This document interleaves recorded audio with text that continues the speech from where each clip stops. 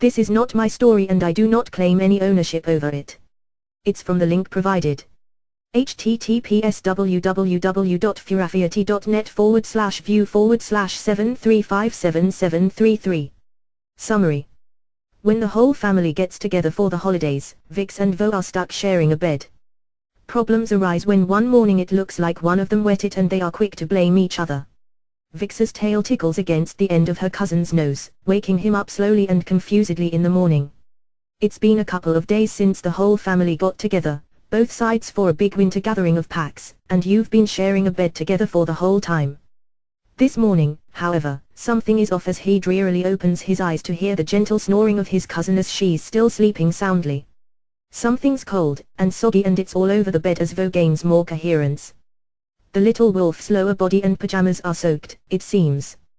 The rest of the house is waking up, and the shower can be heard running down the hall, but in the bedroom it's quiet and there likely won't be much disturbance for a while, as the family has always believed kids can sleep in as they want. Vo's nose twitches as the tail brushes against it and he yawns for a moment before gasping and slowly moving his legs together, feeling the wetness on his lower half. This wasn't something he'd done but a few sparse times in his young life and he couldn't believe it had happened in bed with that dummy girl. He slowly peeked his head over the covers, wondering if it was visible what had happened, and he was dismayed to find that the whole lower half of the bed was wet, like the two of them were sleeping in a lake. He noticed that Vix's side was just as wet as his and he knew right away this couldn't be him. No way, he'd never do this, it was her. He slowly tried to ease himself out of the bed, making as little movement as possible. It was safer to accuse in clean pajamas. As Vo rolls out of bed, the sheets get pulled along with him, causing Vix to roll over and groan. Her little pajama shorts, with Foxy written just above the tail hole, are soaked, as is half of her top. Her tongue flicks out and licks at her nose, and then her whiskers wrinkle up as the smell of things start to filter through her tired brain, not to mention the base and one side of her tail being matted down. NNN. VSSSSK, she breathes out, clicking her tongue at the end while pushing up on her hands. Vo. What time is it? And. She realizes what's going on. True, she had a bedwetting problem until she was 7. But it's been 5 years, and suddenly her mind turns to her bratty cousin. Vo. With one leg out of bed, and the other still in, he just rolls the other way and uses both his feet to shove her out of the bed. Don't yell at me for what you did. This is Lake Vix and it's totally gross. Gross. He jumped out of bed, threw the sheets off in a huff. This is what I get for being stuck with a girl. Vix hits the floor with a little OF, and quickly scrabbles to her feet, bare claws scraping on the shag carpet as she hops up and starts flicking her tail about to try and dry it. I did not. This is totally your fault, Vo. You probably did it to keep from having to sleep in here anymore, she huffs, pointing at her now ruined sheets.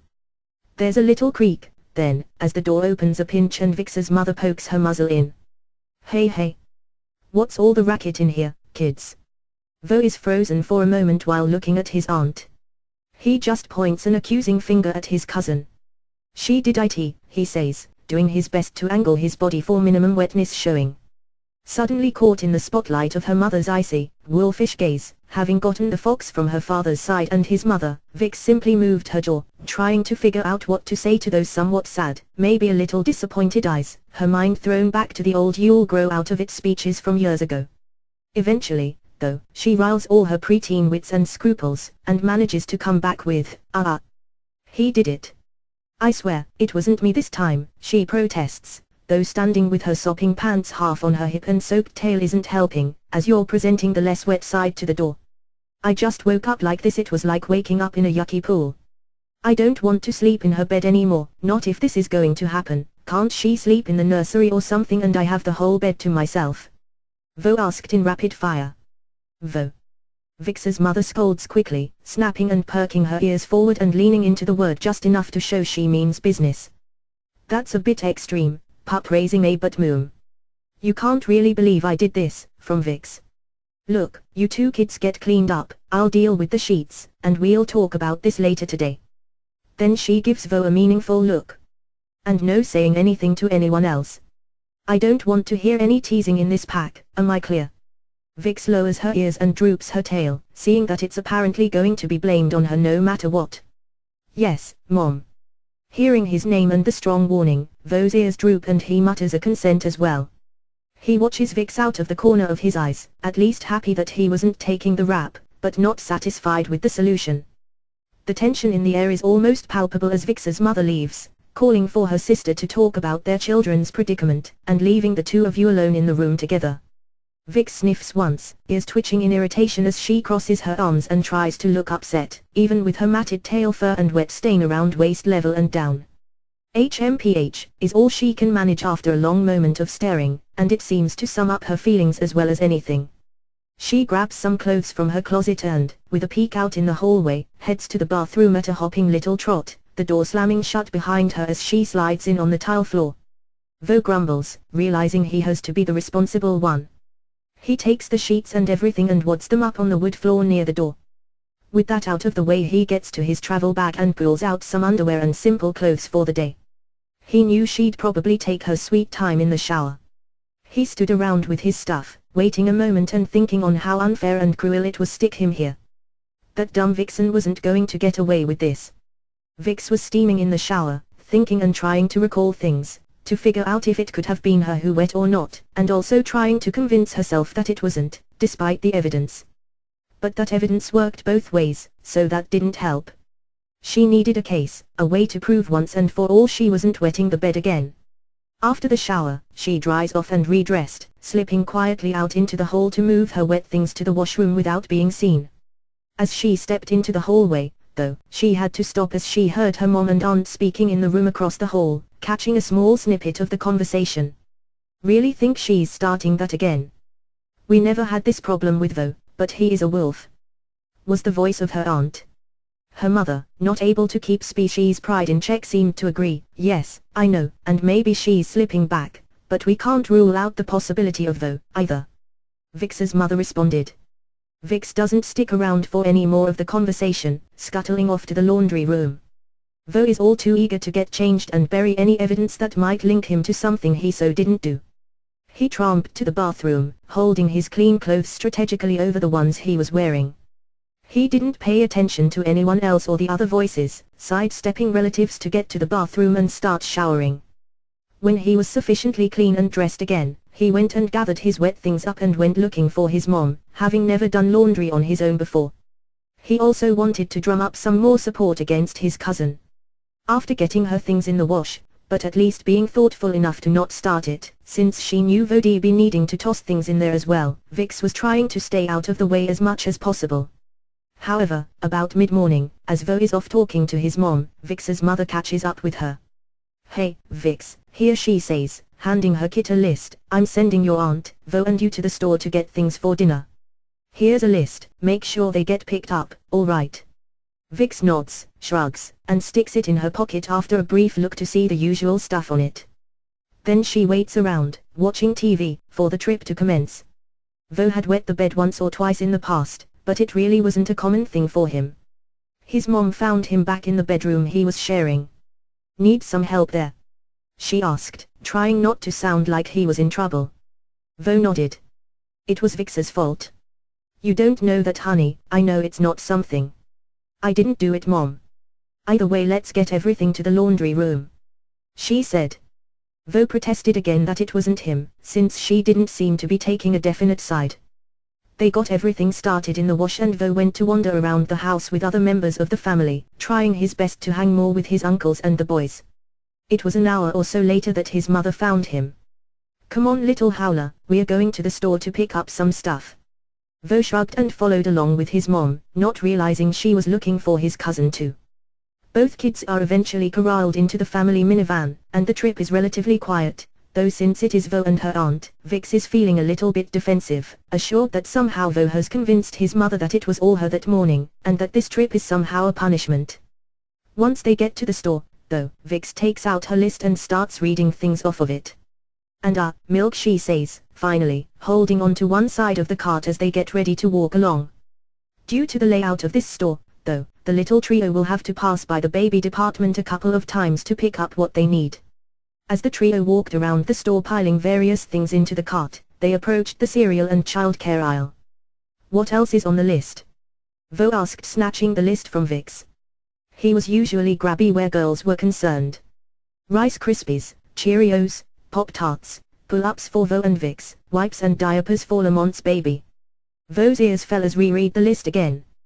Pull-ups? He asked. He had to look at it 3 times when he saw his and her name. Mom, that's a mistake, right? The pull-ups are just for her, right? He asked, thumbing at her. Vix's own ears shoot up at that. Wait, what? Let me see that. She snatches the list back, looking over it for a little bit, reading and rereading it. Oh. Number. This is so totally unfair, she huffs, crossing her arms. I refuse. I will not wear those things again. She insists, and her aunt just rolls her eyes. Look, you two, please be mature about this, alright? It's simply the best for both of you, just in case. Vix, your mother and I both agreed to this, so I need you and Vo to both be big kids about it. Big kids don't wear pull-ups. I don't wear pull-ups. She just said she's worn them before. I haven't worn them since like Nintendo days. That's forever ago, Mom. Vo's mom ignored both of them, getting a pack that looked to be the right size for them both. The girls' pull-ups were on sale and Vo was too busy stomping off to try and not be near the offensive pull-ups as his mom put a pink pack in the cart. Tails and ears tell the story of Vix's irritation, twitching and bristling as she crosses her arms, sticks her muzzle in the air, and turns her back on the cart with another HMPH. Her aunt looks at the pack, at Vix, then at Vo, and decides a little warning is in order to curb any future arguing or fighting. She grabs a pack of the largest diapers on the shelf, mostly as a scare tactic. Both of you stop that behavior right now, or Jace won't be the only one in diapers. She refers to the aforementioned baby cub. I have no problems treating you two like the cubs you're acting like, even in front of family. Am I understood? She says, that hint of Mama Wolf who means business edging into her voice. Vo spins around just up the aisle and his tail tucks between his legs as he sees what she just put in the cart. She wouldn't, no way. He was sure Vix was all used to wearing those, but he was a big alpha wolf. Totally ready to run a pack someday. I'm a big kid, was all he managed to say. His mom knew he wasn't quite submitting to her demand, but she didn't want to make a scene in the store. Just remember what'll happen if you don't act like it, she warned, looking to Vix as she pushed the cart to check out. Vix is incensed at this. In her mind, this was totally a setup, and the fact that there's only the one package of pull-ups, the girl ones, in the cart and not a set for boys proves that this is totally not going her way and she's being blamed. She watches the diapers get tossed into the cart with her mouth agape, but, this is totally unfair, she shoots back, pointing at Vo. You didn't get anything for him, so how is that fair? She lets her prepubescent emotions get away from her. I refuse. This is so totally because he's a wolf and I'm not, and that's not fair at all. Vo's mom ignores the fox wolf remark at first, since this was a hot point in the family among sisters and brothers-in-law. I'm not buying 2 packs for 1 week. The pink ones are cheaper, so that's what the 2 of you will be wearing, she said, insinuating that this was a future, not a possible future. Don't think that just because I'm not your mom I'm not going to be fair. I don't know who wet that bed, but with 2 kids in pull-ups. I suspect we'll find out tomorrow. Vo was speechless, and before he could form a but, his mom was pushing the cart away. If looks could kill, the hard look at Vo from Vix's eyes might have slaughtered that entire side of the family, but with crossed arms she relents, and sniffs hard once, twitching her ears again. At least I'll get to see Vo in pink panties, and tell all his friends. She thinks, and just follows along with the cart. Back at home, the groceries are put away, and questions asked between the women about the larger diapers, and between them it's decided that as a warning, the diapers are left on the freshly sheeted bed for the rest of the day, and Vix spends as much time as possible away from Vo. Vo avoided Vix like she was radioactive. A part of him knew that he could find a way out of this. He could get on his mother's good side if she was going to try something extreme like this. All he had to do was make her laugh and he was in the clear. Although it wasn't a good sign seeing the packages on the bed when he stopped by to get a Game Boy DS at one point, he thought better of it and put the pack on Vix's bag before joining everyone else for dinner. The day wears on, and day turns to evening, complete with the big family dinner that's become the daily routine, and yet no one says another word about the incident, the pull-ups or the diapers. After dinner, when the rest of the family disperses, Vix gets all kinds of helpful with her mother, offering to help wash and clean up after the meal. During this time, she tries her own buttering up technique. Hey, Mom. You know I love you and all, right? I think that, for helping, you should just let this whole thing from this morning go. Me and Vo are totally getting along, and neither of us is gonna wet the bed or anything tonight, I totally promise, because I love you, she says, flashing those big, wet, wide eyes. Vix, don't argue this, please. I know it's embarrassing, but would you rather wake up all soaked again? You and your cousin are both going to wear something tonight, and that's final. After your shower, I'm going to come by and make sure of it, okay? Now dry these plates for me. Vo was slavering on the charm with a trowel. Mom, remember how I got nothing below a B on my report card? And how I didn't ask for like 10 games this Christmas? Know what would be really awesome? Vo's mom rolled her eyes. Not going to work. Already made an agreement with your aunt. Suck it up like a big boy. Vo was aghast, she saw right through it, didn't even get to line up his best material. He frumped and walked around visibly angry and trying to be pushy with the littler kids until he saw a disapproving frown from his mom and decided to just make himself scarce, maybe go find his dad and hide with him. Surely his dad wouldn't let this happen to him. His dad wouldn't want his boy in pink, but finding him only redirected Vo back to his mother as it was nearly time for bed. In the meantime, Vix has been formulating a plan. Kill with kindness, as opposed to being frumpy about the whole thing, helping around the house, helping bathe the littler kids, and all the while smiling and being cheery. Close to bedtime, her mother comes by and scritches between the ears. Go get ready for bed, Vix, and don't forget our arrangement. I'll be by in 5 minutes to check, got it? Got it, Mom. Love you, she coos back, and skips off to her bedroom. Quickly, she changes out of her day clothes and into pajamas, being the first to open the package of pull-ups and, with just a slight shudder and frown, pulls it on. Heh. Tomorrow, I'll be free of these, and Vo will be stuck in them for the rest of the vacation. She chuckles quietly to herself, then prances off to find her mom and prove how good she's being about this. Vo only fights it more as he nears 0 hour. He comes back to the room, finds Vix changed and into pajamas. He grumbles as he piles up his pajamas, leaving the room in a huff. He doesn't take one of the pull-ups and heads out and down the hall to change in the bathroom. A moment later his mother walks in with a groan, grabs one of the pull-ups and leaves the room. Vo comes back walking a little funny and with his pajama pants pulled up higher than normal. It's obvious he's not happy and he glares daggers at Vix as he comes into the room, purposefully not saying a word to her. Vix merely smiles more at this, and pats Vo on the head, because he's younger, if not any smaller. Oh, it's okay. It's only for one night, right? I mean, if you don't wet the bed at all, we'll both be clear in the morning, she says, hopping up in bed and swishing her tail about as she flops onto her stomach, scooting over to leave space for him. Come on, let's get some sleep. Vo looks at her. How can you be so comfortable about this? Have you cashed out already? You know what you'll do and not care. I'm just glad no one else knows about this, I'd never live it down at school, he said, opening his pants a little and taking another peek at what he was wearing, certain that his doom was wrapped around his waist. He got into bed with all the quickness of a man walking to the gallows. At least I won't have to wear this tomorrow, he said as he pulled the covers up. Enjoy your padded nights, he said with a raspberry at the catalyst lying next to him. The preteen fox is nothing if not patient, as she lays in bed and pretends to be asleep, carefully measuring her breaths to be slow and even, and she almost actually passes out a couple of times, but her plotting keeps her sharp. Eventually, the entire house is quiet, and Vo is snoring soundly next to her, sleeping the deep sleep that only completely worn-out cubs can achieve. Slowly, she sits up, and eases the covers off of herself, then Vo. Try to put the blame on me, she thinks, her anger coming to full fruition. With a bit of effort and a little shiver, she slowly relaxes, and in the dark, wets her pull-up on purpose. I'll show everyone who the real baby is here. Slowly, deliberately, and carefully, she begins to ease Vo's pajamas off, taking the waistband of the pull-up as well, fully intending to swap her now wet one for his dry one. Vo mumbles something about swimming and diving, tossing a little in his sleep. Movement always seemed to stir him a little, and just as the tops of his pajama pants were tucked at, he let out a slight whimper, and the pull-up he was wearing began to get a little wet.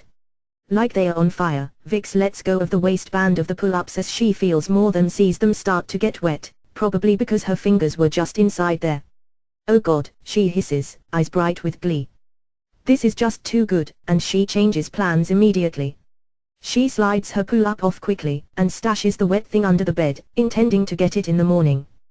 Then it's a quick change into a fresh pair of undies, and she crawls back into the bed, pleased with herself and assured of a very happy morning.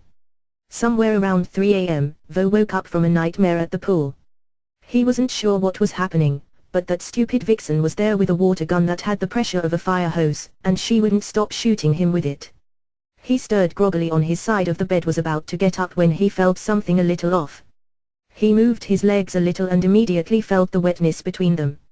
His eyes shot open and he was instantly awake. He slowly turned his head to the girl sleeping next to him and began to panic a little. Crap, it had been him. There was no way, not now, not here, not in this pink pull-up.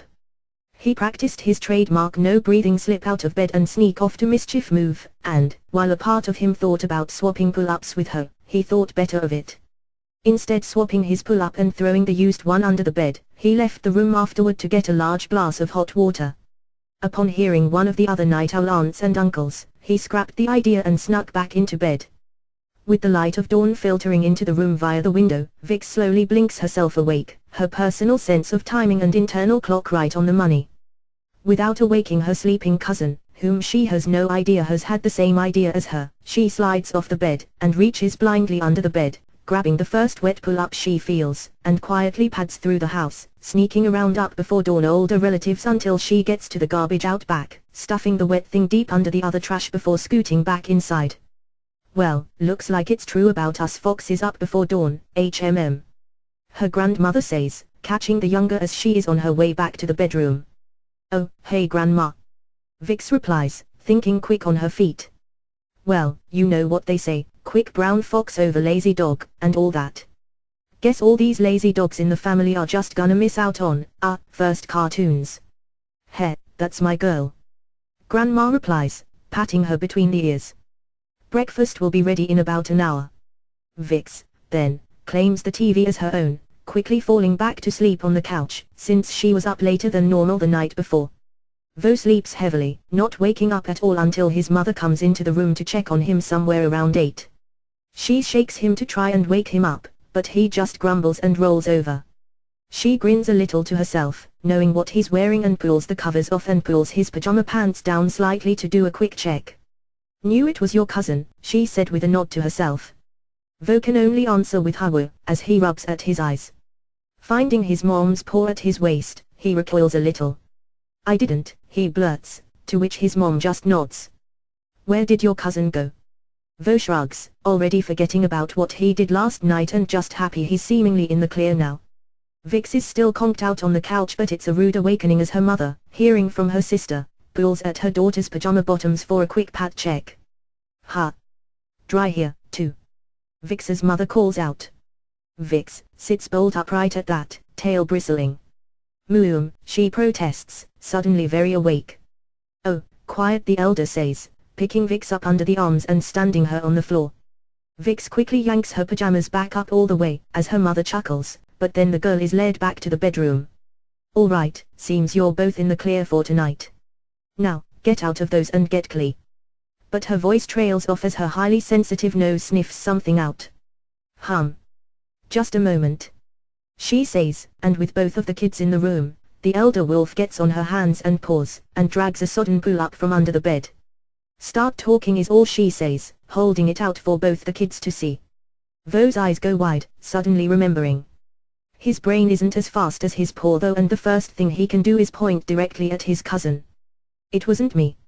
Honest. She's the one who has to wear them all the time, he rambles, frantically trying to avoid guilt. Vix, on the other hand, is dumbstruck. She totally threw that away. It couldn't be hers. Is not mine.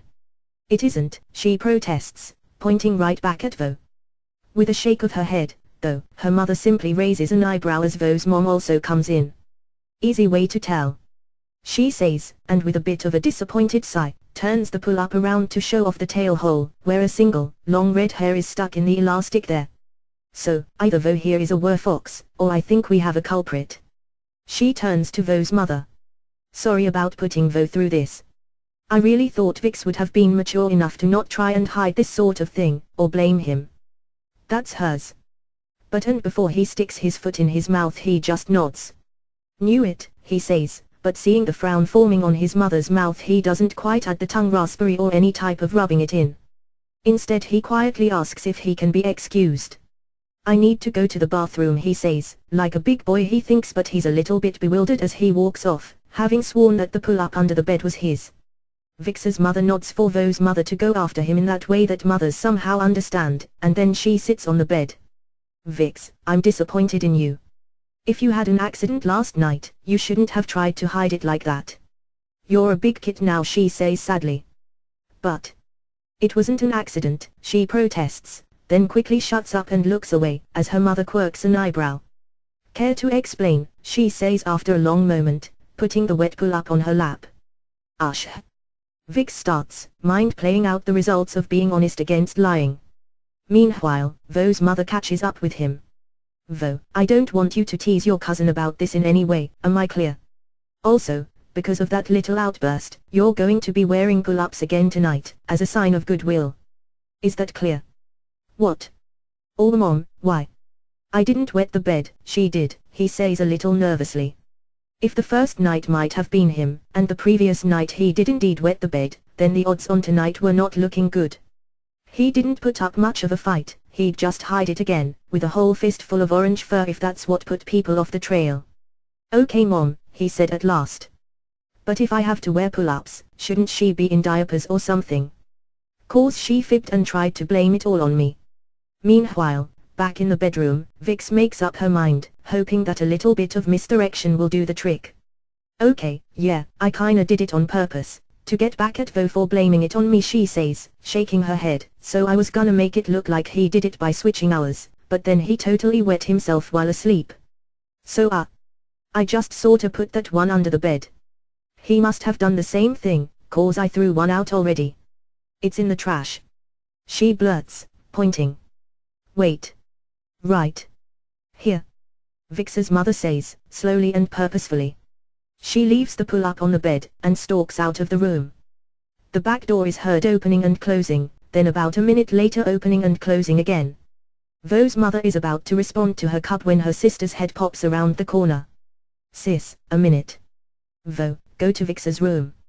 Your mother and I need to talk. Vo looks a little surprised but takes this as a sign that things are going to get worse for his cousin. He heads back to the room looking a little smug until he sees that she doesn't seem destroyed but looks somewhat worried. The two sisters sat looking at the second wet pull-up. So she wet the pull-up and intended to put it on him, but then he had already wet his and she tried to get rid of the one she'd wet and he apparently got rid of his. They shook their heads. It's funny in a convoluted way, said Vo's mom, but he lied to us, just as she did. He wet the bed, and so did she.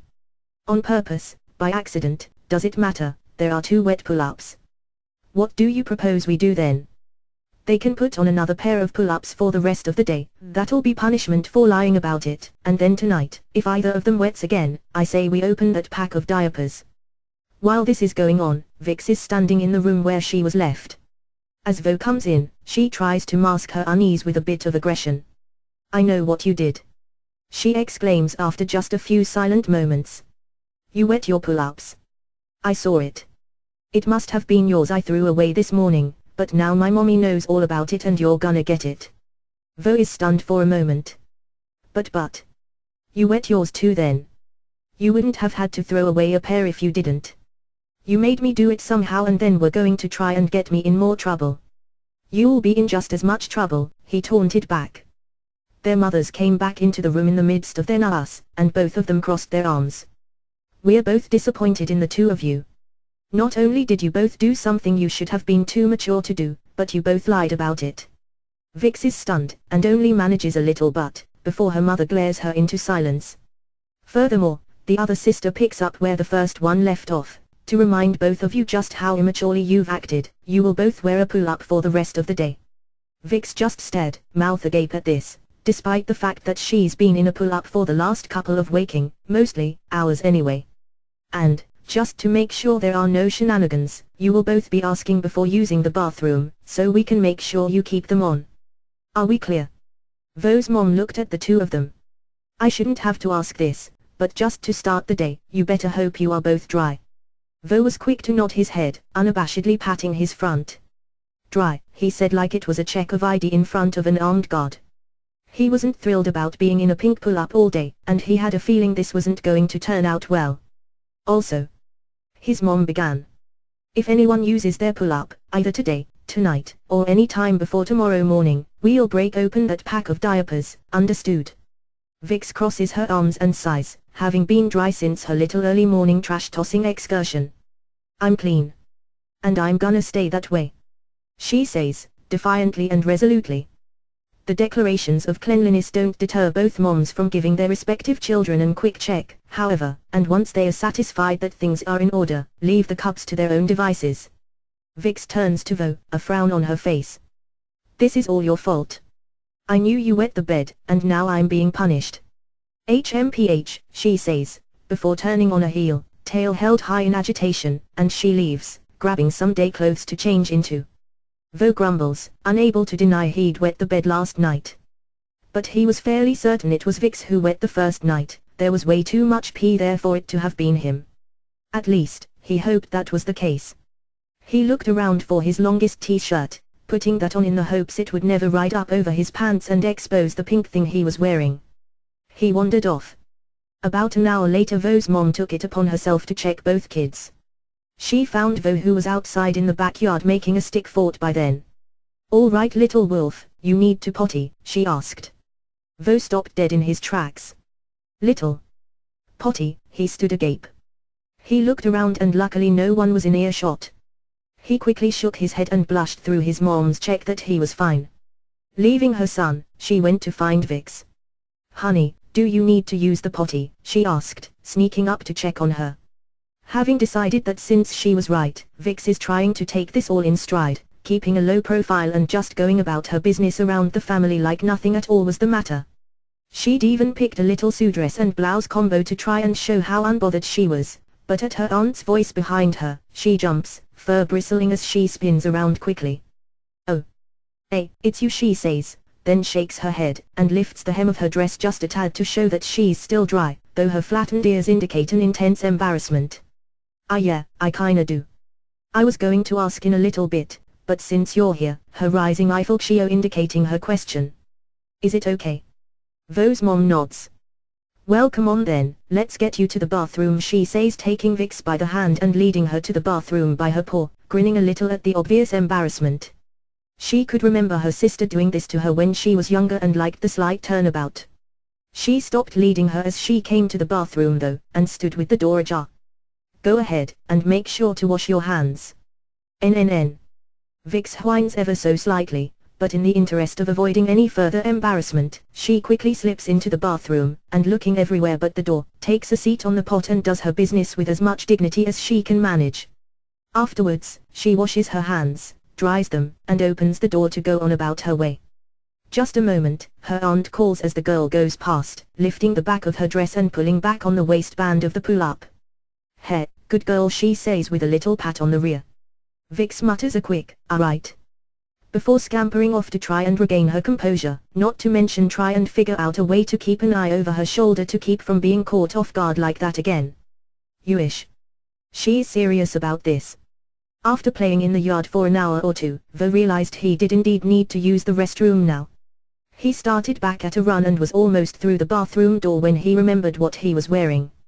He looked around, didn't see his aunt, so he ran into the living room and saw Vix, slowing his run to a very casual walk. Vix, have you seen my mom? Or your mom, he asked. Looking up from the TV, Vix waves a hand at the back of the house.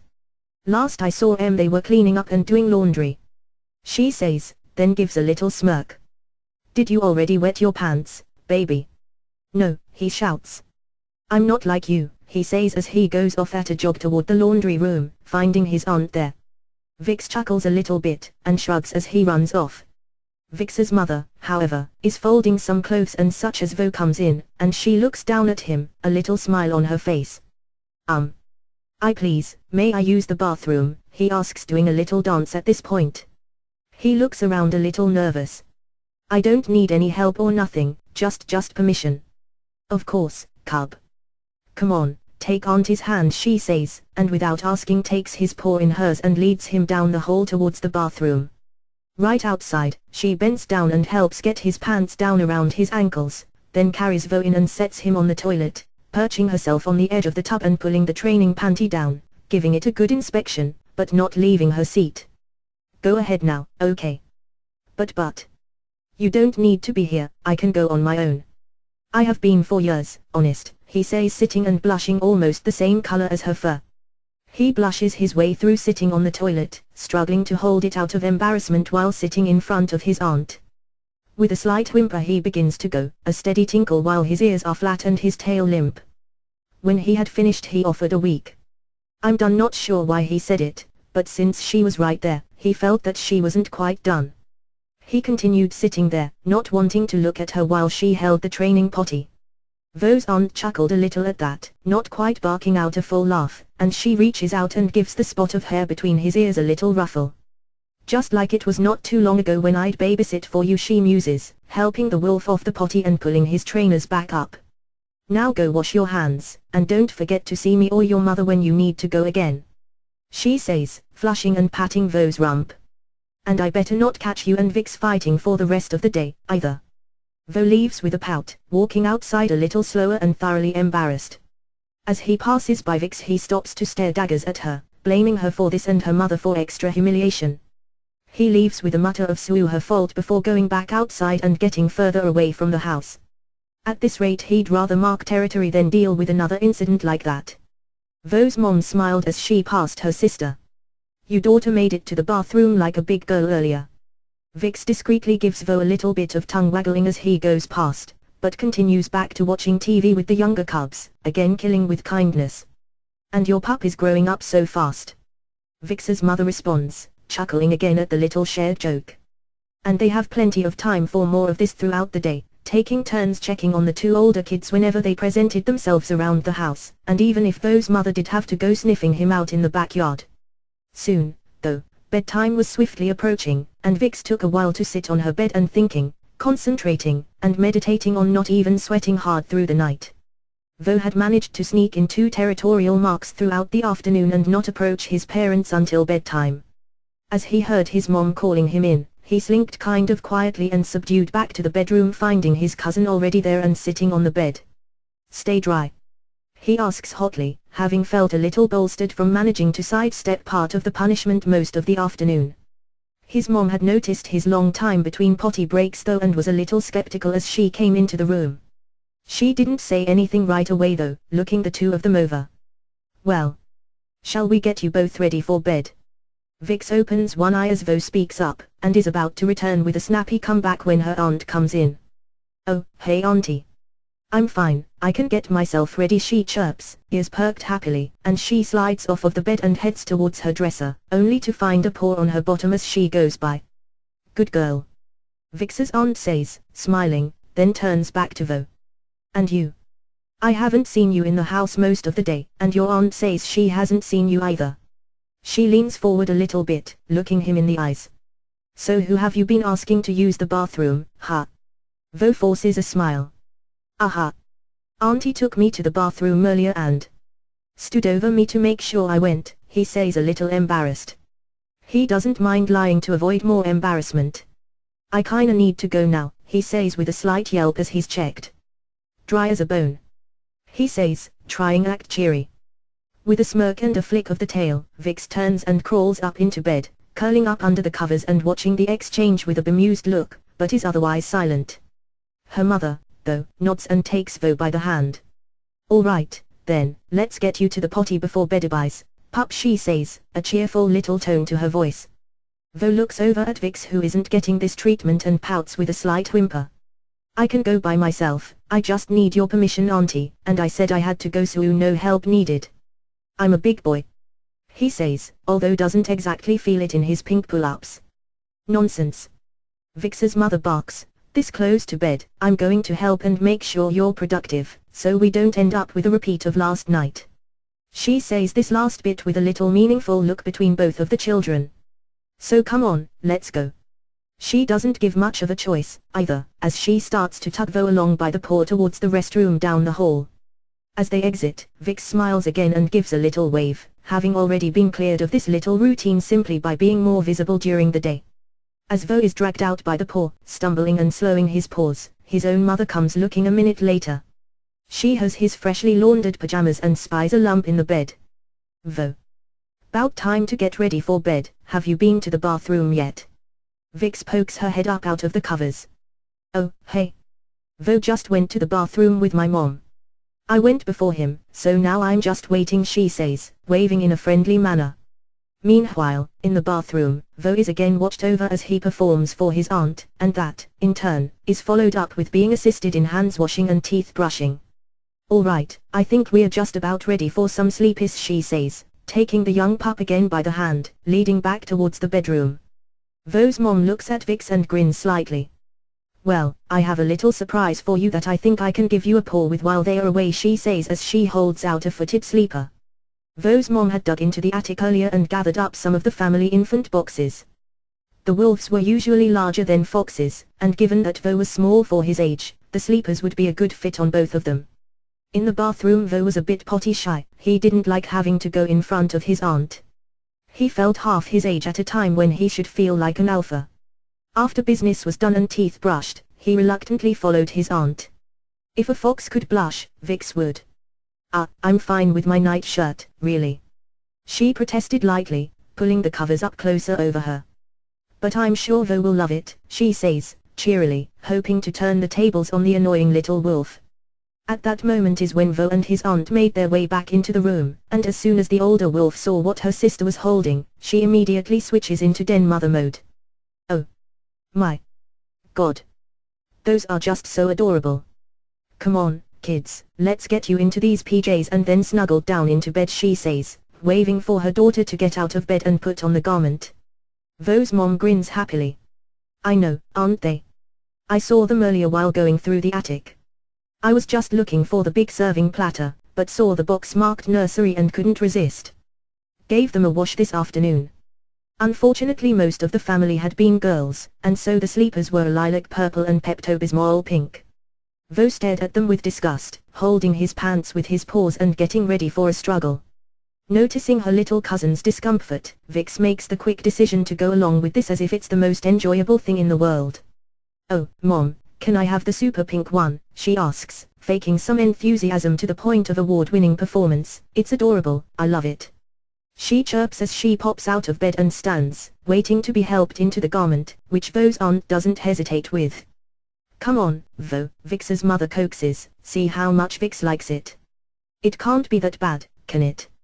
See Mia, she says, approaching the pup with the purple sleeper, and with the experience of 1,000 days of dealing with little ones, quickly has Vo's hands off of his pajama pants and set pants around his ankles, while at the same time pulling his shirt up over his head, keeping his paws out of the way. Really, you'll both be so cute in these. Vo fusses and bemoans his fate, but doesn't fight so hard as to get in trouble. He's already miserable enough doing this as it is.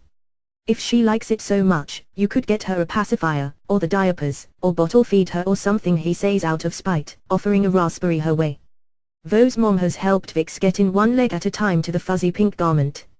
Oh, this brings back some fond memories, she says as she zips it up the back. Doesn't feel like that long ago that you were both wearing these every night. Vix giggles a little at Vo's comment, enjoying his discomfort more than the dressing part, but she goes along with it. And then, in a fit of inspiration, she hops around and looks at the two adults. Can you read us a story before bed, she asks excitedly, keeping an eye on her beleaguered cousin while asking. That'd be really fun. With a chuckle, Vo's mother pats the little fox on the head and actually picks her up to place her in bed. Sure, honey. You and Vo get settled in, and I'll go pick a book. She says, giving one last look towards her sister struggling with getting the uncooperative pup into his pajamas. Little engine that could, coming right up. Vo stomps around for a moment as his zipper is finally on and zipped up. He doesn't like the way it feels, or the way it inquires him in.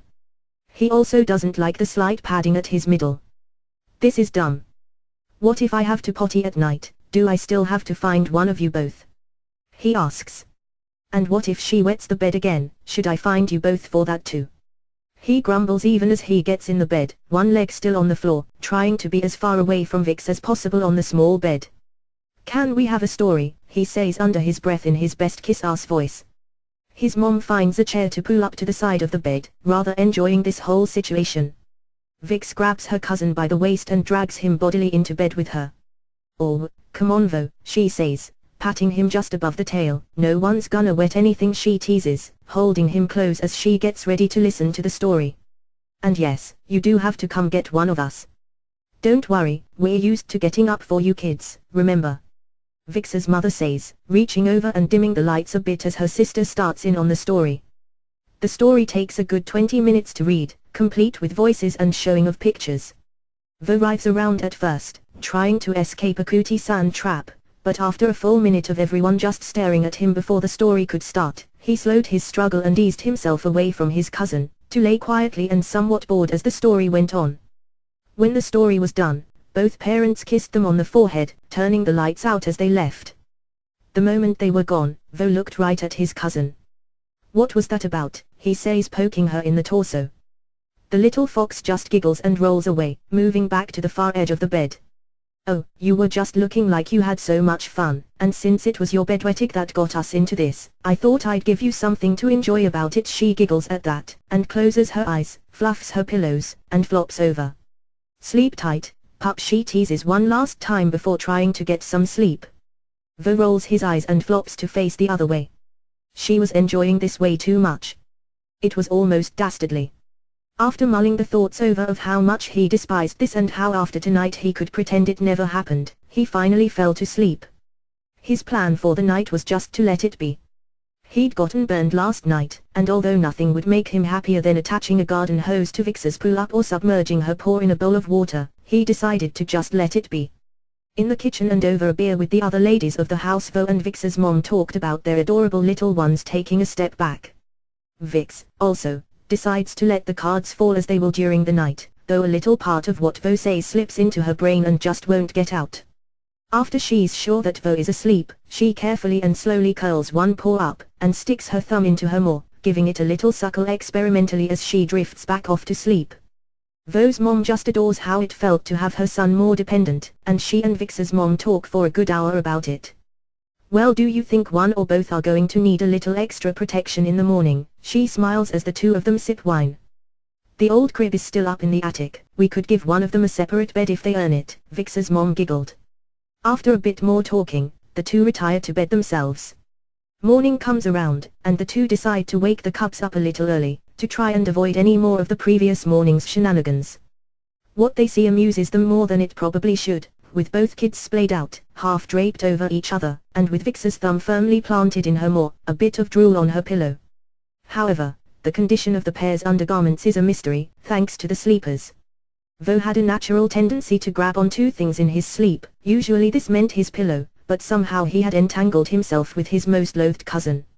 Having spent most of the day fretting over the night, it was ruinous that in the midst of a dream about marking more territory behind the house and reliving how he'd avoided his mother and aunt most of the day, he wet his pull-up again, for the second night in a row. He didn't even wake afterward, only giggling slightly as he imagined expanding his woodland territory. It wasn't a lot, nothing near what the first night's puddle had been from whoever created it, but it was certainly wet if anyone looked at his undergarments. Vo's mom was eager to see if her little man was older than the vixen who was childishly sucking her thumb. Thinking quick though, she held her sister's shoulder with a paw and made a wait motion with her paw as she ran for a camera. On the other hand, Vix had stayed dry throughout the night, though the pressure on her bladder was growing to the point where it was just on the verge of waking her in its urgency. Vix's aunt returns shortly with the family's digital camera, however, and after a couple of quick pictures, the combination of the pressure below decks and the sound of the camera slowly starts to bring her around, rubbing her eye with her free hand, and unable to untangle herself immediately from her cousin. "What's going on?" she mutters around her thumb, trying to sit up and incidentally pushing Vo over off of her. Vo groans, curling in on himself and dragging whatever covers he can. He's a later sleeper and still tired, and it doesn't take but a moment to pill-bug his way into a cocoon. Vo's mom snapped off 2 or 3 pictures of the cousins holding each other in the childish outfits. She knew they would come out great, and at the very least, they'd make great things to show at their respective weddings someday. All right sleepyheads, time to get up. Were you both big kids last night? Or is either of you a lot younger than we thought? Squinting her eyes against the morning light, Vix lets her thumb drop from her mouth as she takes a few moments to try and comprehend what's going on and what the question means. And then it sinks in. Oh, And she wiggles around, and presses a hand to the outside of her sleeper between her legs. I think I'm good, she says groggily, but I kinda need to go now, she says, making a move for the bathroom, crawling across the bed and rolling to the floor.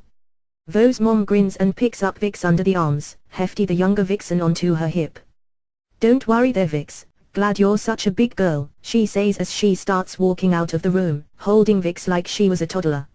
Vo is still half asleep and doesn't wake from the noise, remaining under a pile of covers.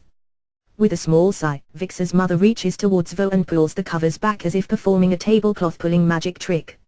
Up and at 'em, pup, she announces, leaving Vo with nothing to cover himself as his aunt drops the sheets and reaches for the zipper along the leg of the sleeper, bringing it up to a point above the kid's waist. Your cousin was a big girl last night, she says, so let's see what we can expect for our brave little alpha in training, she says, pressing a hand to the pull-up. Just outside in the hall, Vix squirms against her aunt's hip, looking up and down the hallway to see if anyone is seeing this rather juvenile treatment. I can go on my own today, right, she asks, chewing her bottom lip.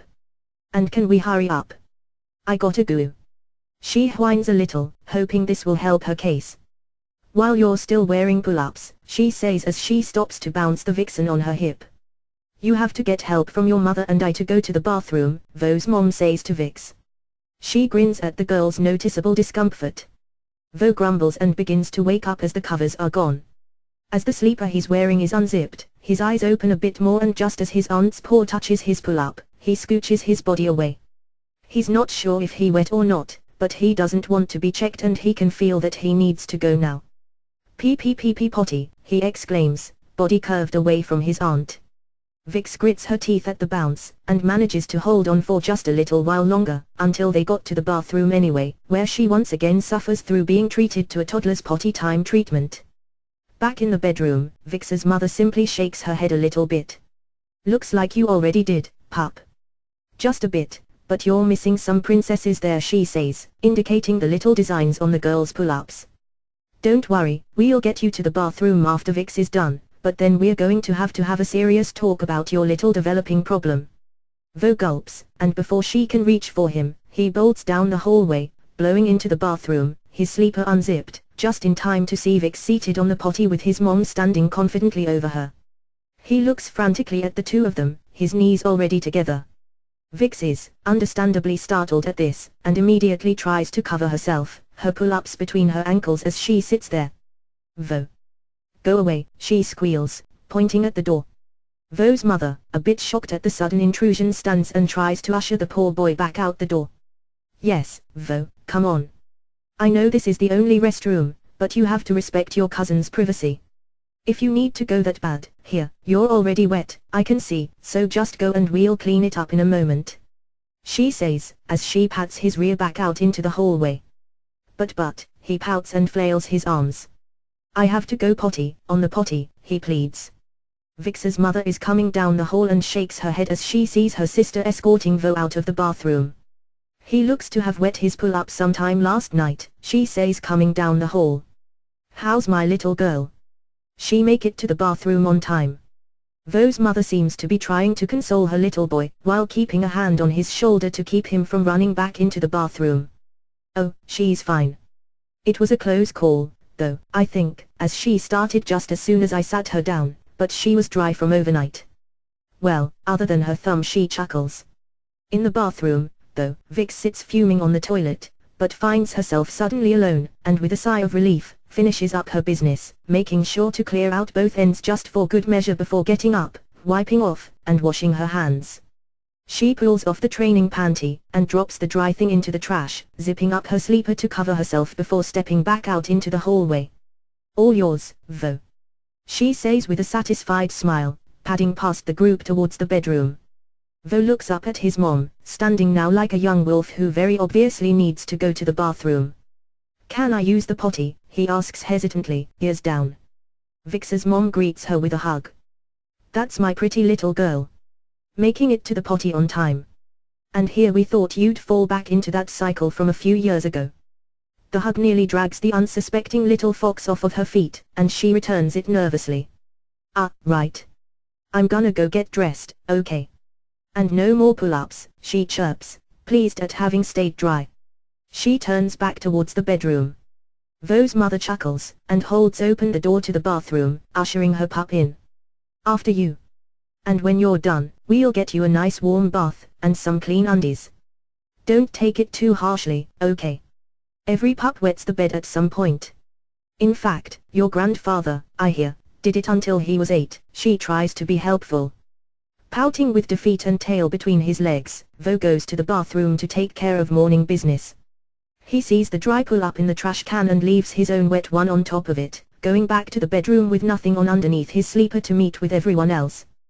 With his abject humiliation, no one had followed him into the bathroom and everyone was waiting in the room when he got back. Vix was seated on the bed, still in her PJs, and the sisters were standing with a grin. All done? His mom asked. He nodded. He was done all right. Vix is sitting cross-legged on the bed, looking cheerful, but perhaps a little off-put by not being able to get quite dressed yet.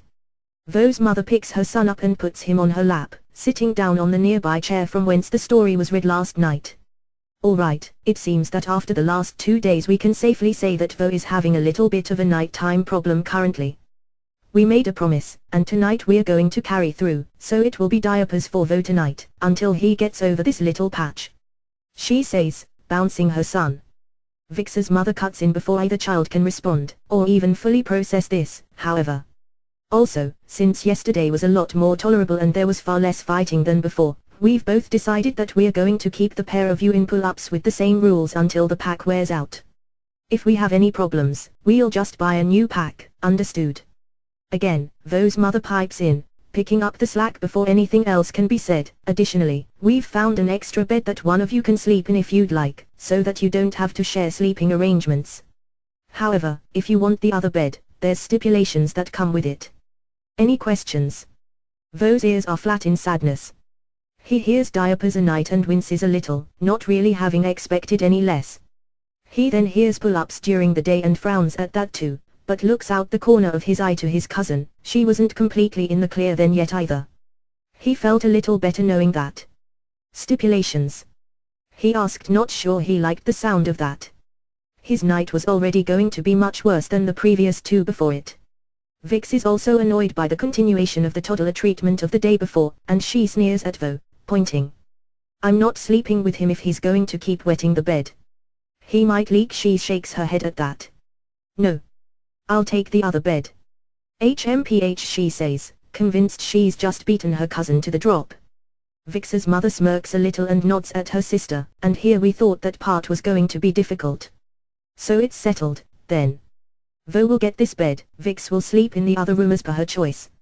She says, musing on this little turn of events. She picks up her daughter, surprising the fox. I'll go get that taken care of, then. Vo's mother is a bit surprised as well, thinking Vo would have jumped at that. Right. I'll get Vo dressed and meet the 2 of you for breakfast, then. Vo looks a bit surprised, not sure what he just missed. Wait. What were the stipulations? Does this mean I get my own bed? He asks as Vix's mom carries off his cousin. He looks over to his mom for answers, but she just holds out a fresh pull-up. Come on lil guy, let's get you in a dry pull-up and dressed for the day. Although she'd seen more of the hand-me-down childish clothing upstairs, she holds back and lets him dress in a pair of pants and a t-shirt. She smiles a little bit as the pull-up is slightly taller than the loose pants and peeks out occasionally as she guides him down to breakfast. Meanwhile, down the hall, Vix is carried into the spare bedroom which had been converted to a temporary nursery 4 times when Jace was visiting, such as now, looking surprised at this. Huh. Wait, what are we doing in here? She asks, also confused. Honey, you wanted the extra bed, she says, waving a paw at the freshly set up, slightly older and sturdier looking crib from a decade back, and here it is. We found it upstairs. Honestly, we were just going to see who acted like they needed it more, but you decided. She says, using the kick latch to lower the rail and lay her daughter down inside it, unzipping the sleeper. Now, about those stipulations. Since the rail will be up at night, you'll likely not be able to get out safely, so you also will be in diapers for the night. Now lift up, she says, pulling the pajamas away and applying a tad of powder before the new training panty. Also, you'll be sharing a bedtime with Jace, since we don't want to wake him up with moving around and getting you ready. Don't worry, you'll have a bottle if you get thirsty, and we'll check on you when we do your baby cousin, she says, and then starts getting her daughter dressed in a nice and pretty little party dress, about a size too small. Stunned, Vix doesn't argue at all during this, trying to absorb the weight of her decision before being led down to breakfast, training panty peeking out from the back of her dress anytime she moves her tail or walks too fast. On the way towards the kitchen, Vix's mother stops to speak to one of the males of the pack, an older teenager. She shoos Vix along to the kitchen so she can speak in private. Hey, can you go up in the attic and find the box labeled bed rails? They're for the small bed in Vix's room, and if you could attach them, that would be great.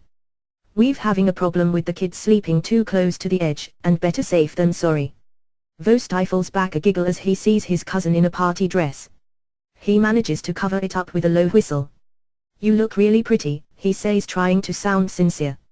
His mom is already busy with some of the other family getting eggs, bacon, and ham cooked up. The normal morning activities of multiple families manages to drown out and shroud the two cousins. So what's the extra room?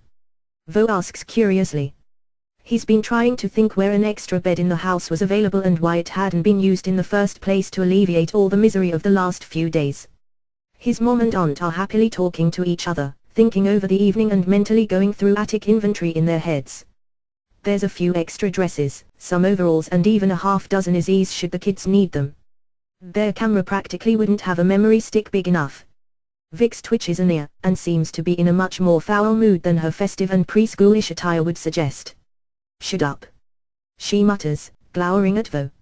It's none of your business, bedwetter, she shoots meanly. Vix. No teasing, or you know the penalty, her mom warns, though her aunt gives the other woman a did you have to stop them look. Yes'm. Vix grumbles and starts eating her breakfast in silence, though with each passing irritating moment, she can only think about stomping off for a good thumbsuck. The moment breakfast is over, Vo is out the door and into the backyard. The further away from the house he is, the less chance he has of being taken to the bathroom for embarrassing potty sessions or other ridiculous punishments. He's perfectly capable of entertaining himself with sticks and other things in the woods. He takes his first mid-morning pee the way most wolves do, not bothering to come back in. Vo's mom knows her son can usually hold his water for a long time, so doesn't think much of it as the morning goes by. She does have fun going through everything she can in the attic with her sister, plotting the night and almost grinning at how the kids were practically settling into this adorable little punishment. Through the day, Vix tries to play the good girl, and for her trouble she ends up getting treated about half her age by most of the pack, mostly based on her manner of dress. When she tries to help with the baby, she's told to just play with him, or to not try and carry it. Eventually, she just gets frustrated and secludes herself in a little used room of the house to read, finding more than once having to pull her thumb out of her mouth while engrossed in her trashy teen romance novel. Most of the day passes, and Vix has to ask a couple of times for the restroom, much to her chagrin, and while Vo thinks he's getting away with his little plan, he finds out about lunchtime that his plan backfires by only making it easier to track him down, and he gets a good little scolding about trying to skirt the rules, and if he's wanting to go in the woods like a common animal, they won't mind letting him run around in the yard song pants. Or pull-ups. Just like they did when he was a rambunctious tot. Vo is asked to lay a bit closer to the house, and although he didn't wet his pull-ups, they didn't appreciate his manner of pottying outside the rules. After lunch he sulks around the house, feeling miserable and dreading the end of the day. To entertain himself he seeks out his cousin, the only person possibly as annoyed by this whole thing as him. Hey, he yells, sneaking up on Vix with her head in a book. I still can't find your bedroom, he says after having searched the house. It makes him smile a little to see the dress she was stuck in. With a start, Vix jumps and turns, her thumb flashing from her lips as she whirls on her annoying little cousin. HMPH, she says in response to her cousin's question, that's not your concern. You just keep my bed dry, she says, crossing her arms. The clock on the wall dings out 6 chimes, almost time for dinner. Vo raises an eyebrow and looks like he's about to ask about what he thought he just saw, but his mom opens the door. There you two are. Stand up please, it's time for a pants check.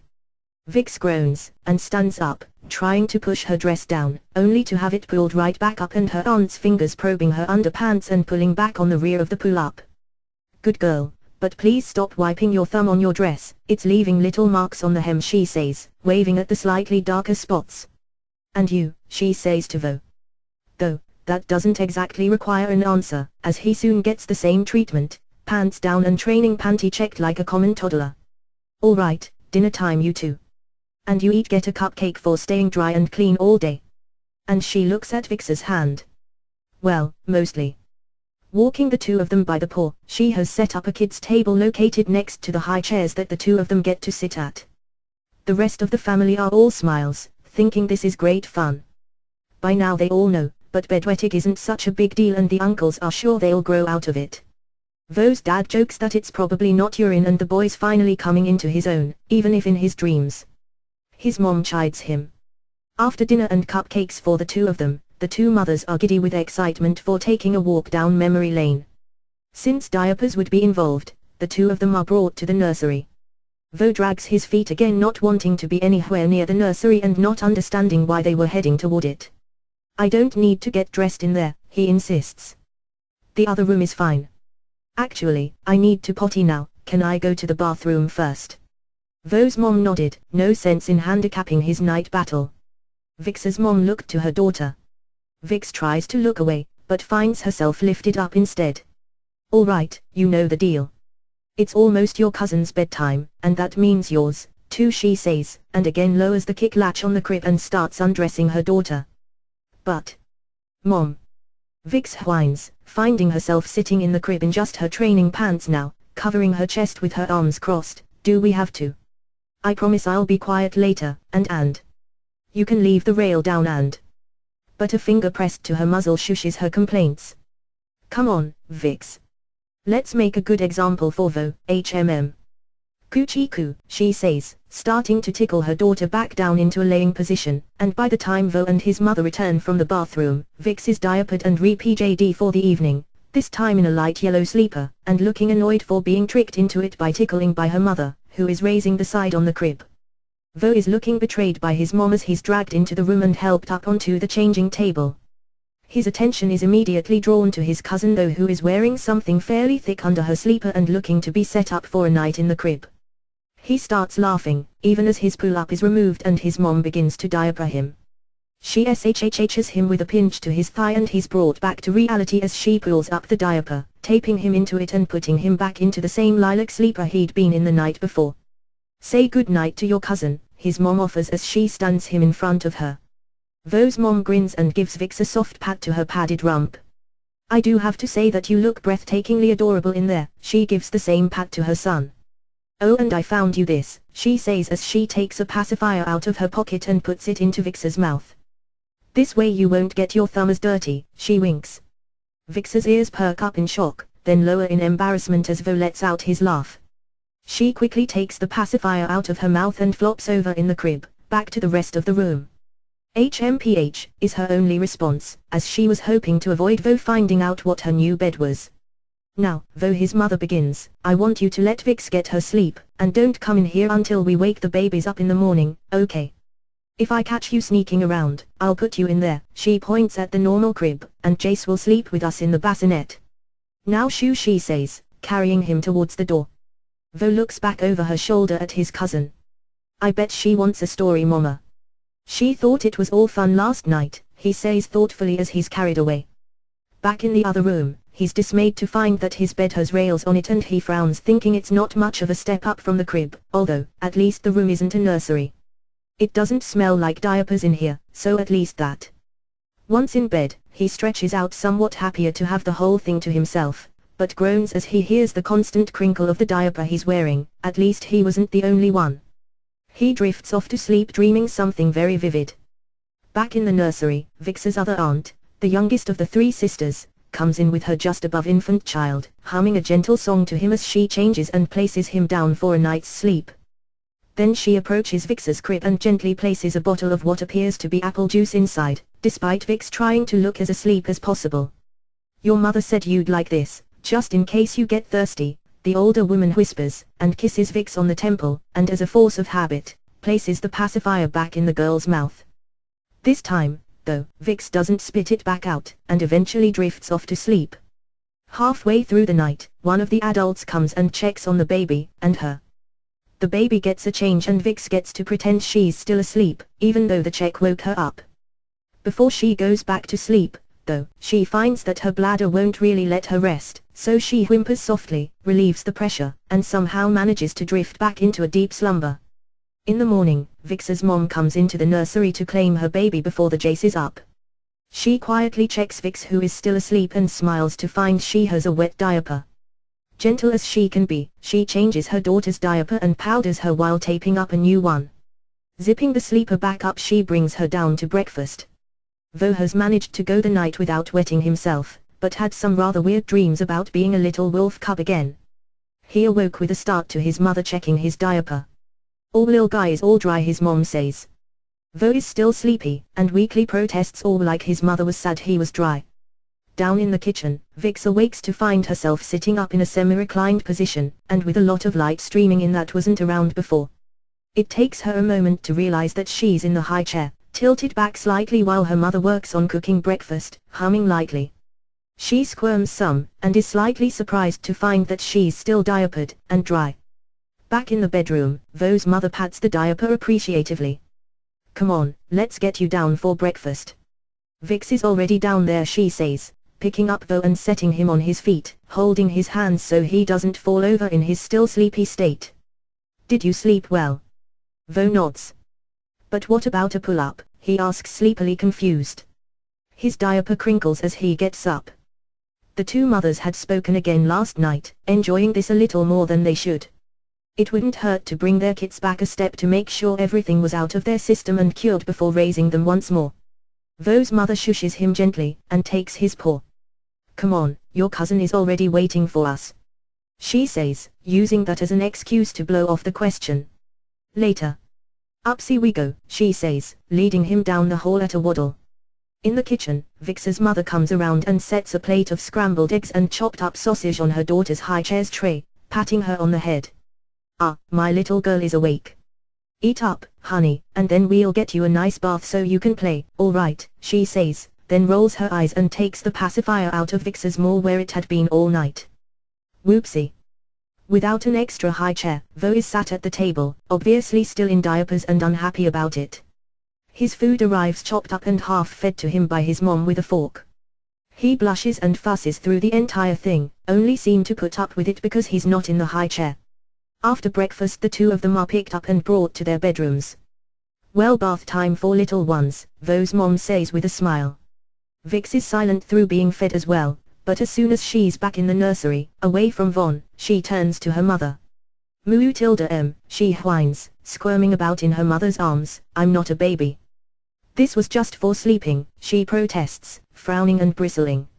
Her mother gives her a tap on the thigh, just enough to get her attention. "Calm down, Vix. You and your cousin have both been acting like little children ever since you got here, and with this whole bedwetting thing, you were wet this morning, so no arguments. Your aunt and I decided that for the next little bit, we'd give you some time to grow back up and relearn how to be proper cubs," she says, not overly sternly, but most definitely finally.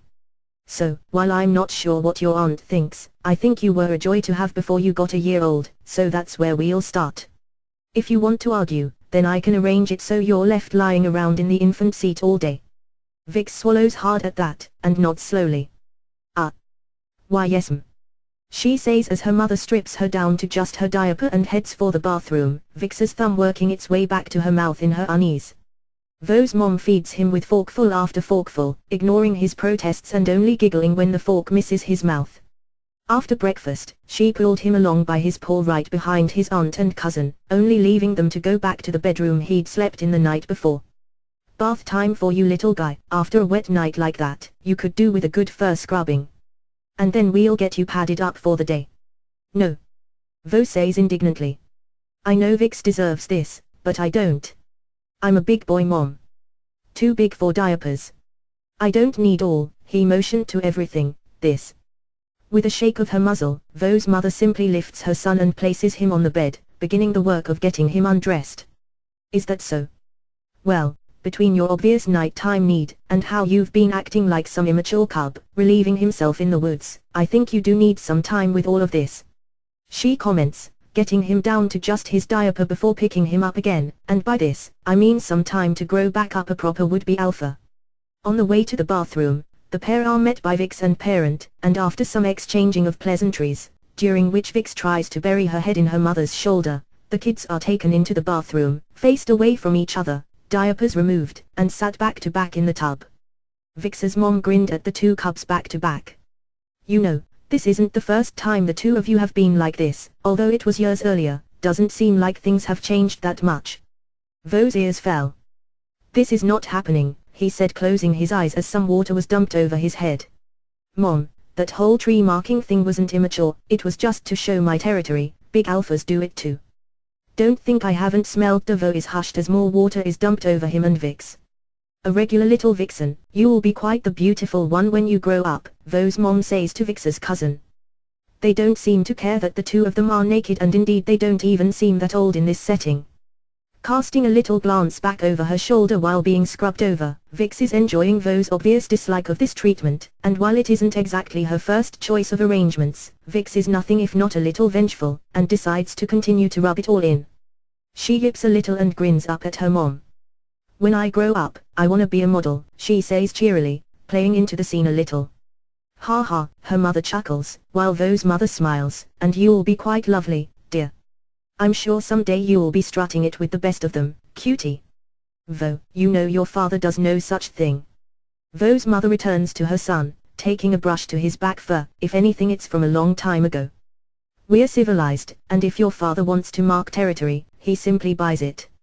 Vo grumbles and mumbles something about his cousin being a diaper model and shakes his head at his mother's suggestion of what his father doesn't do, but he knows he'll get nowhere by dragging his dad into it. Vo doesn't appreciate being lumped with his cousin, who is apparently enjoying this. He resists the urge to turn and splash her, lest he be scared with seeing her nakedness. He settled with bumping his back into hers. Baby, he said under his breath, even as his mom scrubbed between his ears. Either Vix doesn't hear this, or doesn't care, it doesn't matter, as her mother finally apparently feels that she's clean, and hoists her out of the tub, wrapping a towel around and vigorously rubbing Vix dry. Vix, for her part, waits until she has Vo's eye, even for a second, and puts her thumb firmly in her mouth, almost like a little taunt. There, all cleaned up. Vix's mother says, and her sister seems to agree, hoisting Vo up as well before letting the water drain from the tub. I'm going to take Vo and get him dressed, Vo's mother says, mostly to Vix's mother, but in that patronizing little kid voice to Vo, and then my little man is gonna get some time to play in the living room. Won't that be fun? Vix chuckles at this, even as she's lifted to her mother's hip once again. That sounds good. We'll meet you there in a bit, okay? Vo is led by the paw again back to his room.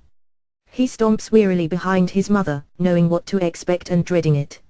I'll be good, he says as he's brought back into the room. I will leave Vix alone, and I'll wear the diapers to bed without complaining. I'll do whatever you want, Mom, but please don't treat me like a cub in front of everyone. I'm sorry for fighting with Vix, I promise I won't do it anymore, he says earnestly. His mother nods thoughtfully, even as she goes over to the stack of clothing she'd found the day before, taking out a sunflower yellow pair of overalls. These should be perfect for a rude pup like you, she smiles, holding them up. Vo could see the look that she was already set in her way, and his ears lowered. Vix was brought into the nursery, her mother pleasantly surprised at her lack of resistance. I know a cute little vixen who's been a good girl this morning, she says as she takes out one of the diapers, and puts a short jean dress with embroidered flowers on it next to the crib. With a grin, Vix pulls her thumb from her mouth and nods. Aha! I'm trying to be nice to Vo, since I know he doesn't like all of this kind of stuff, she says happily. Oh. And you do, HMM? Her mother asks, and Vix's eyes shift around, since there's really not a good answer here. Good. Come on, let's get you ready to play. Vix's mother barks cheerily, and after a few minutes in the crib, Vix emerges, re-diapered and dressed in the slightly too small dress. Alright, one more thing, then I think we can let you play. And with that, Vix finds her muzzle stuffed with pacifier, her arms used as leverage to again lift her, and after a little trip, she finds herself deposited in the living room playpen. Now play nice, and I'll be around to check on you in a bit. Back in the bedroom, Vo finds himself in a similar situation, laying on the bed, line of sight limited by the toddler rails currently in place as his mother fusses over him. Oh, it's so darling to have my little cub back. I've been wanting a whole litter, but with your father so busy. She trails off as she pulls the overalls up over the boy's padded rear, threading his tail through. Vo is brought out to the playpen in his obviously padded overalls and sat next to his cousin. He had been given a pacifier, but it was obvious he had no intentions of keeping it in his mouth. He sneered at his cousin who was using hers. "We'll check on you both periodically," his mom said to the two of them, giving them both a pat on the head. Her youngest sister, and their other aunt came in and grinned at them both as she dropped in her baby to sit in the playpen, who was surprised and delighted to see other kids with him. When the cubs were alone, Vo glared at Vix again. "Baby," he repeated. "You're making this worse," he said with an accusing point of his paw at her pacifier.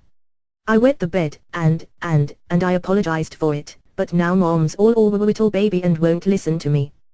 With a glare and a swift shake of her head, Vix refutes this. "It has nothing to do with me," she protests, poking her cousin in the chest. "If you hadn't have thrown a fit and just admitted it was you the first time, we wouldn't be here." She waves a hand at the playpen. Jace, the only actual baby in the playpen, giggles at this and starts bouncing and playing with the scattered toys as Vix tells Vo what's what. Then she turns, puts her pacifier square in her mouth and nods. "And if I'm gonna be stuck like this because of you, then I'm going to at least have fun." She nods, and turns to start playing with Jace. Vo growls. "I wet the bed last night and the night before. I didn't do it the first night, at least, if I did, I didn't do it alone." That puddle was huge, but sees she's not really listening at this point, so he just crosses his arms and faces away from the two of them. He sits brooding and feeling unhealthily girly.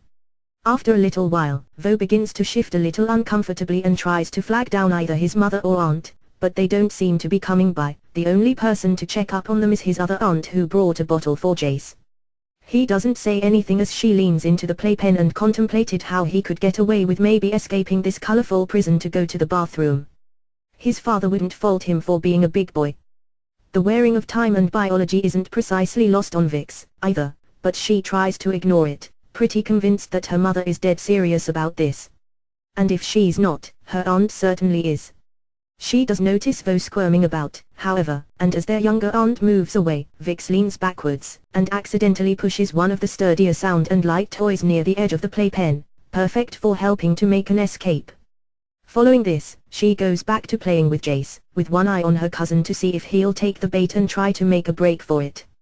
Still watching the room and carefully waiting till his aunt is no longer in earshot, Vo looks around the playpen and grins at the plastic see-and-say toy. He watches his toddlerish cousin wearily as he takes it and props it up on the side of the playpen, steadily getting to his feet and grimacing at the crinkling his overalls seem to make. Standing up, he puts his foot on the toy and his paws on the rail, getting enough momentum to pull himself over, which he begins to do. Vix doesn't say anything at first, letting Vo get over the side of the rail. She knows something Vo doesn't, since she's been watching their littlest cousin for quite some time, and some looks on some faces are just too easy to spot. As soon as Vo is out of the playpen, and out of immediate sight, Vix turns, gets on her knees and holds onto the side of the playpen as she calls out. "Moo-mee." "Jace has a poopy diaper," she calls, then as she waits for a response, she shudders and relaxes, figuring it's a good time for her to get certain things done and over with as well, and she almost bites through the pacifier at the feeling. "Ah!" she mutters under her breath, and stays on her knees with legs slightly spread, glad that Vo made his escape before witnessing that.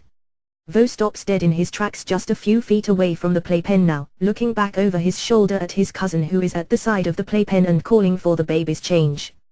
He's too much like an opossum at that instant to move further, somehow figuring that in non-action he can remain invisible, even as his aunt, Vix's mom, comes into the room and puts her hands on her hips. "Well well," she says looking at her nephew. She takes him by the tail and drags him back over to the side of the playpen. He eeps and struggles a moment, but after a quick yank he complies and stands idly by as his aunt leans into the pseudo-crib and checks on his baby cousin. "Thank you, sweetie, by the smell of things, he certainly is a stinker," she says as she pats his full diaper. She turns to her own child and lifts Vix's dress to check her diaper. As Vo is dragged back over to the playpen, Vix's face falls, and then falls even further as her mother lifts up the rear of her dress. Well, maybe the problem isn't all Jace, either. Her mother muses, and then calls for her sister. Hey, need a bit of help here. 2 messes, and only one of me. Vix turns her head away from Vo at that, deciding that the far wall is far more interesting than anything going on with her personal space. In a flash, Vo's mother is at the side of the playpen, reaching for Jace. I'll get this one, she announces, showing some modicum of care for her niece's condition. Thanks, sis. Vix's mother says, a bit of sarcasm leaking into her voice, leave me with the big job. Up you go, Tyke, she says, lifting Vix to her hip again, eliciting a little yelp and a whine from the young fox. And what about you, Vo? Do you need a change while we're here? Vo's mouth is agape and collecting flies. He watches his cousin with disbelief before being snapped to reality by his aunt. No. Bone dry. I don't need diapers, and would happily to have you take me to the potty, he says hopefully. He watches out of the corner of his eye as his mother begins to change his littlest cousin. He turns to his other cousin. Did she really poop her diaper? Vo asks, pointing at Vix and asking his aunt as if his cousin was indeed a toddler, since apparently she'd taken a step over a line he would certainly never cross. The elder wolf makes a little speculative face. She says, and before Vix can even make a response, her mother lifts her dress and pulls at the back of her diaper, peering in. Looks like. It happens, Vo, you should know that. We'll get her cleaned up in a jiffy. Then she kneels down, laying Vix out on the changing pad as Vo's mother places the newly clean Jace back in the playpen. Vix protests, right out here. No, please, but her protests fall on deaf ears as her mother pushes the dress up around her waist and out of the way. Vo, his mother starts, kneeling down in front of her child and placing her now free hands on his shoulders. Do you need to go number 1 or number 2, she asks, trying to distract him from watching his cousin being changed. Vo is not easily broken from the spell of watching how far his cousin had backpedaled, but at a paw on his shoulder he manages to look up at his mom and just holds up a paw with one claw. Just pee, mommy, he says, before catching himself and turning away. I don't need diapers, mom, let me go potty like a big boy, he pleads even as he stands in his padded overalls looking far too young to potty train. I'm not like Vix, she's a baby, he says, nodding over his shoulder at her. Vix's mom grins a little. Well, she did say that she enjoyed this after I got her out of the bath earlier. And now she's made a nice poopy for mommy, she adds as she U-tapes her Vixen's diaper. With a roll of her eyes, Vo's mother lifts her son back into the playpen. Well, if it's just that, then I'll change you later, pup. Let me know if you need to go number 2. She nods, a quick glance towards her sister and Vix reassuring her that she isn't too keen on changing Vo's crappy bottom. Consider it punishment for getting out of your playpen, she says. Keeping her face as covered with the hem of her dress as she can, Vix tries to plead with her mother through hoarse, hissing whispers. Moom. That's not what I said. She protests, frustrated, and I didn't know we could use the potty today. Please, can we forget this? She whines as the cool wipes move over her bottom. SHHH. Vix's mother tries to soothe her daughter, humming a little tune at her, then rolls up the used diaper. There, my baby girl's all clean. And she presses Vix's pacifier into her mouth to stop the whining. Don't worry, mom is here to keep you all clean and happy. It's okay. SHHH, and she brings the fresh diaper up, accompanied by powder, and then smooths out the dress, lifting her daughter into her arms and bouncing her gently. She turns to her sister. She always was fussiest when messy, she tries to explain, and how's our little alpha? Do you need the pad for a bit yet? Vo is obviously still shifting from paw to paw, but shakes his head no, determined to at least do it when his mother and aunt were around. He sits his rump next to Jace, who is all too happy at another boy cousin, and together they watch Vix as her diaper is changed. We'll be back at lunchtime, keep being good little pups for us, okay? Vo's mother says to the 3 of them. Vo gives a weak nod, and as she leaves he turns to Vix. I'm the oldest, so I'm in charge. I don't care if this is a playpen, I'm older than you now, he says. Vix is still fuming from not knowing that using the bathroom for that was even an option, and she crosses her arms and glares at Vo. How you figure that? Humph. Don't you even think you can boss me around? She huffs. A giggle is heard, and then a stuffed animal sails through the air to bounce off of Vo's chest, leaving Jace laughing hysterically at that, for some reason. Babies can be really weird. I may wet the bed, but at least I didn't go number 2 in it. You're a baby, he sticks his tongue out. He frowns as the stuffed animal bounces off his chest and tosses it back at Jace, who gleefully takes it and throws it back again. I have to pee, but at least I have control over it, he says proudly, although doesn't really feel all that much so. And if you could turn around, I kinda need to mark the territory. The stuffed animal bounces off Vix this time. Vix turns and grabs the stuffed animal as it rolls away from her, and she faces Jace again, who is obviously bored and wanting attention. Humph. I can control it, too. That was. I just didn't know they'd let me do it anywhere else, she again protests, tail twitching in agitation. She doesn't turn back around, though, instead trying to keep Jace occupied with his toys so that they don't become projectiles again. Somewhere nearby, some adults are talking and laughing, the day getting started for the adult males, who seem to be going out to buy a new grill or something else manly, no one even casting the 3 in the playpen another glance as they file out the door, leaving the children at the mercy of the women of the family.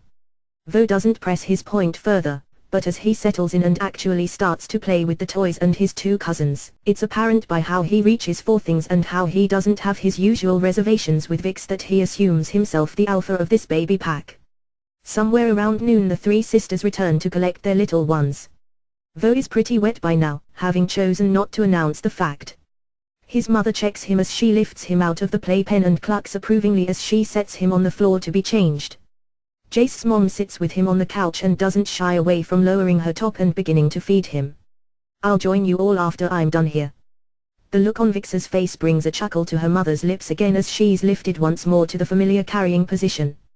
Oh, is my little girl jealous, she teases, well aware that Vix's reaction was one of shock and genuine fear. No.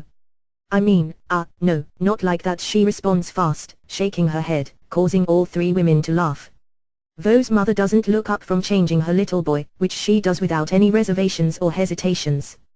Dear, despite being related, your aunt's milk isn't good for you, and I'm fairly certain your mother isn't producing right now. You've been weaned for years now, she says, applying the wipes to Vo. Oh. I bet that feels better, HMM. How's my little pup? HMM, she coos at her son as she continues to clean him. Who's a cute little puppy? You are. Vo has his arms crossed, decidedly not amused as he's changed. I don't need diapers like Vix, he said again, and he looked at Jace. And I'm happy with whatever you guys cooked, he added for good measure. Changed and helped up, the 2 older pups are brought into the kitchen where a second high chair had been found earlier. Vix and Vo are sat side by side as they are strapped into high chairs. Lunch goes much the same as breakfast, only with far more talking between the adults. Vix tries to stay quiet, and even cheerful, though a lot of that is lost when her mother insists on feeding her every single bit of the meal, which consists of cut-up hot dogs and some sort of vegetable mush, complete with a bottle of milk to wash it all down with. Oh, looks like you're making a bit of a mess, her mother pipes, as once again Vix's gag reflex at the mush causes some of it to fall back onto the bib she'd been forced into. How's yours doing? She looked over towards Vo and his mother. The other cub was making out slightly better, as his mother had apparently decided to take a bit more hands-off approach to feeding, letting Vo eat his hot dogs on his own, but without any utensils. She did insist on interrupting his bites with spoonfuls of the baby peas as well. Not badly. Open wide, Vo, she coos, eat this all up, and you'll grow up to be a big strong alpha someday, she smiles, having seen a bit of his attitude in the playpen, and despite herself being proud of her son, regardless the setting. Vo eats with reluctance. He loves hot dogs but he doesn't like having to eat them with his paws without a bun. Someone had put a little ketchup on his chopped up bits and he liked ketchup, but didn't like how they just made his paws and face dirtier trying to eat them. He thought about tossing a small piece of hot dog at Vix, but knew it'd just mean more trouble. After lunch it's going to be nap time for the 2 of you, Vo's mom said looking at the both of them. Little pups need their rest, and it's too noisy in the playpen. So up to the nursery with both of you. I'm hoping the sides of the crib will keep you a bit more in place, Vo, since you seem to want to venture out of the playpen. Vo's ears flatten, but he just keeps eating. Anything he said at this point seemed to work against him. The best he could do was lord over his cousin, "Can I go to the potty after lunch?" he asked, resorting to the language. "I need to go number 2. He told his mom. This question caused his mother to stop her cleaning of the lunch debacle, and she smiles, coming over to her son and lifting him out of the high chair. "Of course you can, cutie. Then after that it's straight to bed," she reminds him. Vix looked hopefully at her mother, and was about to ask a similar question, but instead finds herself prematurely lifted and her dress raised. "And while that's going on, I'll get this one into some dry pants as well," she chuckles. Vix's own ears droop at that point, having been hoping to forestall being found out until she was in the bathroom. And so the women took their children separate ways, Vix to get her diaper changed, Vo to the toilet. Again, this is a supervised visit, and while Vo is placed on the potty, his mother busies herself cleaning his maw and paws of ketchup and other assorted lunchtime detritus. Vo whimpered as he was bent over and wiped, his mother ensuring a good job was done before flushing the toilet and re-diapering him. "Moo," he pleaded, but she just smiled and gave him a pat on his rump, helping him toward the nursery. Vix was on the changing table, her mother finishing with wiping her down before taping up a fresh disposable. The two of them were undressed and Vo's mom took out 2 plain whiteies, dressing them both. "Since one of you can't seem to stay in one place, and the other seems to enjoy being a baby, we'll just re-establish your shared bed," Vix's mom said as Vo was lifted into the crib with Vix. Pulling at the Izzy, Vix looks over at Vo with a frown as the two ladies kiss their respective pups on the head and mention that it would be a good idea for them to sleep, or at least rest quietly, as they leave. Humph. Vix huffs again, and lays over in the crib, pacifier in her mouth as she tries to get comfortable without touching Vo. She doesn't seem entirely upset at the idea of the nap, mostly just upset at once again having to share her bed. "You better not pee in this one, too," she warns, quietly. "Try not to go poopy in your sleep," Vo replies. His pacifier attached on a necklace, not having been in his mouth for more than 2 or 3 seconds all day. The moment an adult put it in, he'd always just let it fall out immediately afterward. He rolled onto his side, facing the opposite way of her with a crinkle, grumbling that this was still all her fault. He may have wet the bed, but she'd encouraged their moms to practically turn them into babies. Part of him wanted to know why she seemed to like it so much, but if he asked, he might just find out, and most of him didn't want to know. Mentally, Vix was kicking herself. She'd gone too far to torment Vo, and with one little slip-up this morning, her mother now thought she enjoyed this sort of treatment. She keeps her face away from Vo, and there's a part of her that she doesn't want to admit does like this, and with her pacifier soothing her mind, she starts to drift off to sleep. "So," Vix's mother starts, sipping her tea while their babies sleep down the hall, "what do you think?" Vo's mother responds, drinking a strong, dark coffee. "Well, Vo has certainly been more well-behaved and cooperative in diapers, but I don't think I'm ready for another little cub. After the reunion, I'll upgrade him to pull-ups, just as a reminder to stay humble as well as assertive as an alpha." She muses, "But until we go home, he's fine like he is." Vix's mother chuckles at that, "Fair enough. I'm surprised at Vix, though, taking to this so well. Maybe I'll just let her explore it as much as she wants. If nothing else, it'll save on my phone bill." She rolls her eyes, thinking of how many minutes Vix uses in a month talking to her girlfriends. Besides, she's adorable, and seems to really enjoy it. The two continue to discuss their plans for re-raising their respective kids, while just outside, in the living room, Chase's mother, the youngest of the 3 sisters, listens amusedly. Far be it for her to ruin this by letting them know the truth. I mean, who would believe that she'd accidentally spilled a big cup of water on the bed with the 2 kids that first night while checking on them anyway? Besides, Chase needed more cubs his age, and even if Vix was a little young and Vo a little older, 3 babies were just fine by her.